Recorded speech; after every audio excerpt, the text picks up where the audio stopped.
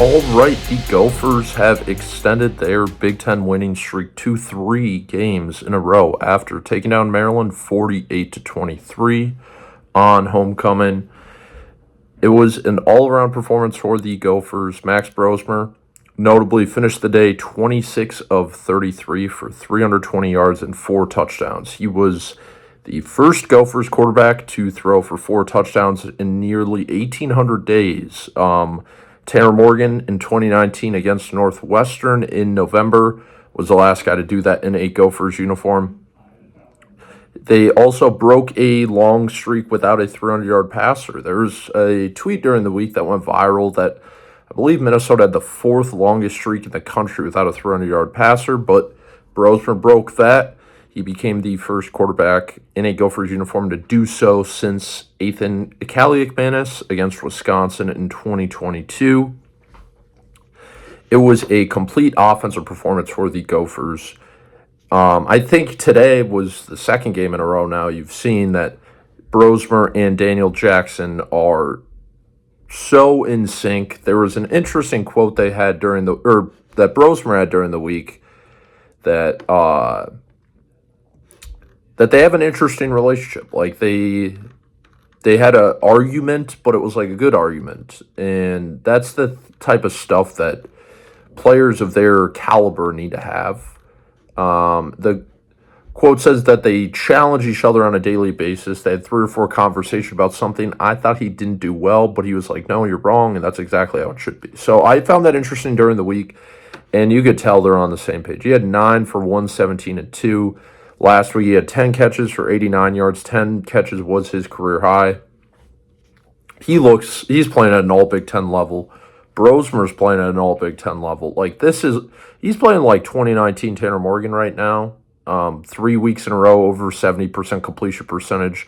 Ethan did that only once last year. Elijah Spencer has emerged to be everything the Gophers could have hoped for him to be when they got him from Charlotte. He had 6 catches for 99 yards today, both career highs in a Gophers uniform. 2 touchdowns for him as well. Darius Taylor had another good day through the air, 5 for 34. The tight ends got involved. Nick Caller up 2 catches for 26. Jameson Gears had 1 for 23.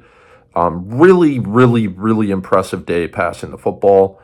PJ Fleck in his post-game presser mentioned that Maryland is really good against the run, which is true, and they kind of anticipated that they're going to have to throw the football more in this game, and it looked like it. So, Darius Taylor on the ground, he did kind of have a quiet day until he broke a 51-yarder in the third quarter for a touchdown, but 29 carries for 123 yards on the ground, 4.2 average, and I don't believe they got sacked.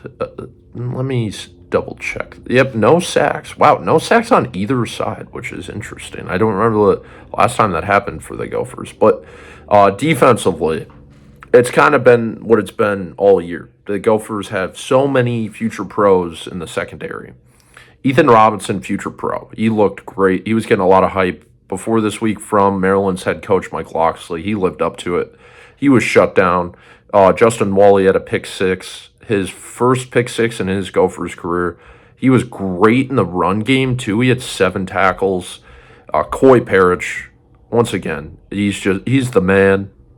He's so fun to watch. Such a dynamic playmaker.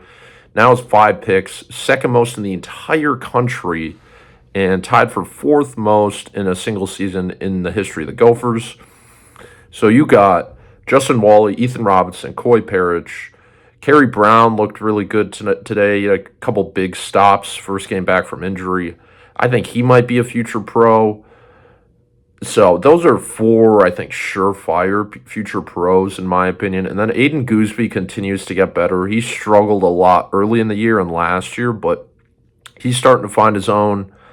And, Cody Lindenberg had 10 tackles. He's really starting to play well. There's so many playmakers on the defense. They got Maverick Baranowski back. He had 3 tackles.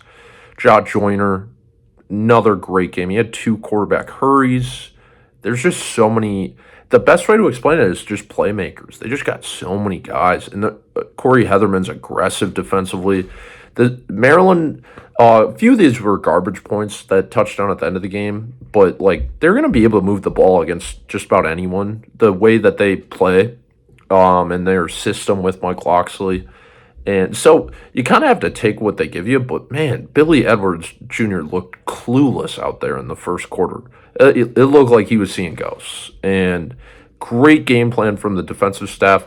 And back offensively, I think this was Greg Harbaugh's best game as a play caller for the Gophers. There was creativity. He was leaning on Brosmer as a passer, leaned on the run in the second half. It was everything you could ask for. I've criticized the coaching staff enough this year and enough last year, but this was like, in my opinion, this was the Gophers' most well-played game against a major conference opponent, I should say, since at least 2022, and it's up there for like one of the best games they played, I think, since 2019, honestly. No turnovers. They might have one penalty, and let's see. Oh, geez, they had 5. What am I talking about? But just very few mistakes. Well coached, well disciplined. Not much more you can ask for. A lot of Gophers fans probably saw this and they're like, "Man, Maryland stinks. Like, what do we learn from this game?" Maryland's. I bet they're going to play in a bowl game. And it's not like they picked up a win against Ohio State by any means, but it's not like they're playing UCLA or playing Purdue. Like, Maryland's a quality team.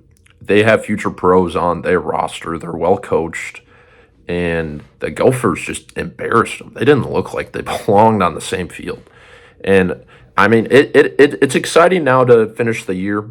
4 games. The Illinois game next week. That's now if they win that game, man, you're 6-3. Then you got Rutgers, a game you should win, and then you got Penn State and Wisconsin. I think they're going to be in all 4 of these games. I'd be surprised if they got blown out in any of them, the way they're playing right now. And you're going to get Illinois after they had to go did they play in Oregon? Well, that's a conversation for next week. But they played the number 1 team in the country, got blown out. So you're getting them a little worn out. Winnable game. Get the Brett Bielema monkey off your back, maybe. A coach that the Gophers have never beaten between his time for Wisconsin and Illinois. But there's just a lot to like from this game. It opens up the rest of the year for the Gophers. Again, it's just very similar to what we've seen under PJ Fleck. He has his team peaking at the right time, and it's almost more frustrating because then you look back those missed opportunities early in the year that if you beat North Carolina, if you beat Michigan, and you're sitting at 7-1 right now, or no, 6-1, excuse me. That's your 1 Big Ten loss to Iowa, and I mean, they should have lost that game. They got outplayed, but they were beating them in the first half. So, a lot to like from this classic PJ Fleck team. They're peaking. They're playing their best football at the end of the year. And a big win. And a lot to like.